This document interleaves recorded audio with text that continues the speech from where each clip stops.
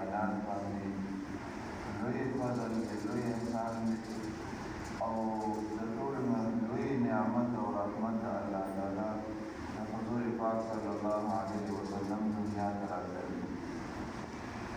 دا سلسله د حضرت آدم نبینا علیه السلام هغه نه شروع شوې وه او په خاتم النبیین محمد رسول الله صلی الله علیه وسلم باندې سرته ورسېده.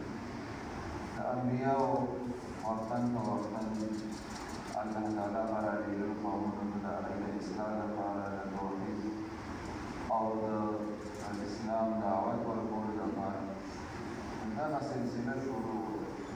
خو داسې نه چې لکه حضور پاک صلی الله علیه وسلم دنیا ته تشریف راوړي یا د دوی په طور آخري نبي راتلل، دا فیصله همدغه وخت وشو.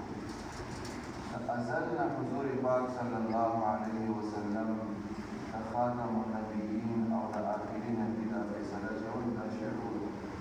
صحابه کرامو تپوس وکړو یا رسول الله صلی الله علیه وسلم موږ ته د خپل نبوت باره کې وفرمایئ، موږ ته ووایئ تاسو کله نه نبي. حضور پاک صلی الله علیه وسلم ورته وفرمایئ كنت نبيا وآدم بين الروح والجسد. بل حدیث پاک کې راځي وآدم بين الماء والطين. زه هغه وخت یم نبي یم چې کله آدم علیه السلام د روح او د جسد په منځ کې یعنې د هغه جسد ته لا روح نه و داخل شوي، زه په هغه وخت یم نبي یم. نو هغه ته سید الاولین والآخرین. حضور پاک صلی الله علیه وسلم د دنیا ته راتللو هغه موقع چې کله راغله هغه وخت راغی، نو دا فیصله چونکې مخکې نه شوې وه چې دا آخري نبي دی او دا عظیم الشان نبي دی او د انبیاو سردار دی. نو د ده راتلل چې نو دا دنیا ته راتلل تشریف اوري دا یو معمولي واقعه نه وه، ځکه دا خو هغه لمحه وه چې د هغې انتظار و چې دا آخري نبي دی او د ده نه پس په دنیا ته بل نبي راځي نه راتلل نشته. نو دا یو داسې لمحه وه چې د هغې په باره کې مخکې انبیاء کرامو بشارتونه ورکړي. آمینه بیبي فرمایي ما ته به په خوب کې انبیاء علیهم السلام راتلل او ما ته به یې خوشخبري راکوله چې مبارک شه ته د آخري نبي مور به یې، هغه به تا سره د هغه چې دی نو ولادت کېږي.